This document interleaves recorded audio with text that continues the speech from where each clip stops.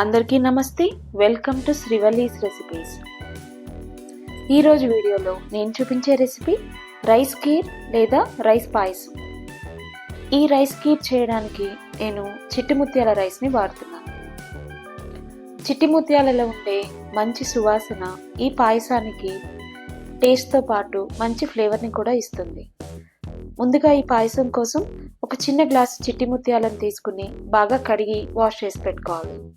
ఇవి మునిగేంత వరకు నీళ్లను వేసి కనీసం ఒక 30 నిమిషాల పాటు నానబెట్టుకోవాలి.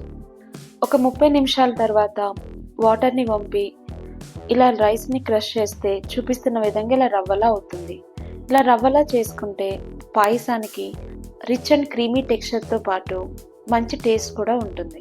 మీరు చిట్టి ముత్యాల ప్లేస్లో వేరే రైస్ని వాడుతున్నట్లయితే ఇలా నానబెట్టిన రైస్ని మిక్సీలో వేసి రవ్వలా చేసుకోండి. ఇప్పుడు ఒక ప్యాన్లో మనం తీసుకున్న 1 గ్లాసు చిట్టి ముత్యాల రైస్కి 5 గ్లాసుల వరకు చిక్కటి పాలను వేసుకుని పాలను బాగా మరిగించుకోవాలి.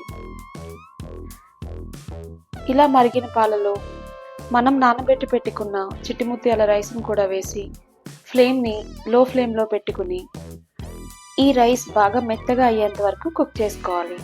దీనికి కనీసం 15 నుంచి 20 నిమిషాల వరకు టైం పడుతుంది.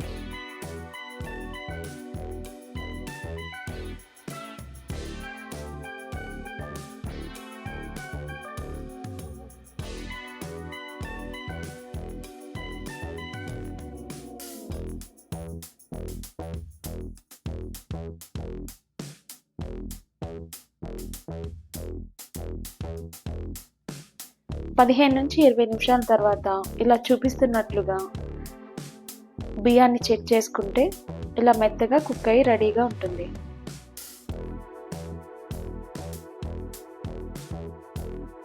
ఇప్పుడు దీంట్లో తీపి కోసం 1 గ్లాసు చిట్టి ముత్యాల రైస్కి అదే గ్లాస్తో పంచదార వేసుకుంటే తీపి సరిపోతుంది. ఒకవేళ మీరు తీపి ఎక్కువగా తినేవారైతే ఇంకొక 2 నుంచి 3 స్పూన్ల వరకు ఎక్స్ట్రా షుగర్ని వేసుకోవచ్చు. షుగర్ వేసిన తర్వాత పాయసం కొంచెం పలుచగా అవుతుంది. మళ్ళీ తిరిగి కొంచెం దగ్గరగా అయ్యేంత వరకు ఉడికించుకోవాలి. దీంట్లో 1/2 టీ స్పూన్ వరకు యాలకుల పొడి వేసి బాగా మిక్స్ చేసుకోవాలి. ఇప్పుడు ఇంకొక చిన్న ప్యాన్లో 1 టేబుల్ స్పూన్ నెయ్యి వేసుకుని ఇప్పుడు నెయ్యిలో చిన్న చిన్న ముక్కలుగా కట్ చేసుకున్న జీడిపప్పు బాదం పలుకులు వేసి బాగా వేయించుకోవాలి.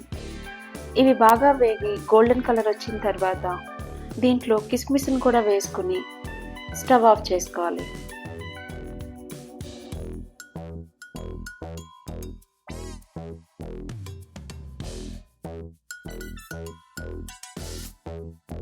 ఇలా నెయ్యిలో వేయించిన డ్రై ఫ్రూట్స్ని ఇప్పుడు పాయసంలో వేసి బాగా మిక్స్ చేసుకోవాలి. అంతే, ఎంతో టేస్టీ అయిన రైస్ కీర్ రెడీ. పండుగలప్పుడు ప్రసాదంగానైనా లేదా అప్పటికప్పుడు స్వీట్ తినాలన్నా ఒక్కసారి ఈ రైస్ కీర్ని ట్రై చేయండి. ఈ రైస్ పాయసాన్ని మీరు కూడా తప్పనిసరిగా ట్రై చేసి మీకు ఎలా వచ్చిందో కమెంట్ సెక్షన్లో మెన్షన్ చేయండి. ఈ వీడియోని లైక్ చేసి మీ ఫ్రెండ్స్ అండ్ ఫ్యామిలీ మెంబర్స్కి షేర్ చేయండి. అలానే ఛానల్ని సబ్స్క్రైబ్ చేయడం మర్చిపోవద్దు. మరొక మంచి వీడియోతో మీ ముందుకు వస్తాను. అంతవరకు థ్యాంక్ యూ.